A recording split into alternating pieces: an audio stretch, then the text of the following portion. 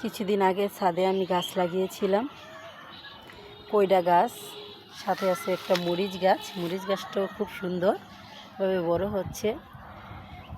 দানা ফেলছিলাম পেঁপে গাছে, দেখুন পেঁপে গাছগুলো অনেক সুন্দরভাবে হয়েছে। এগুলো আমি নেড়ে অন্য জায়গায় লাগাবো।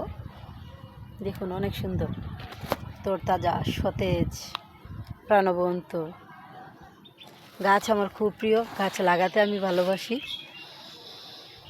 গাছের তরতাজা সবজি খেতে ভালোবাসি, তার জন্য আমি গাছ লাগাই। আমার ছাদে আরও আছে, দেখুন ড্রাগন গাছ।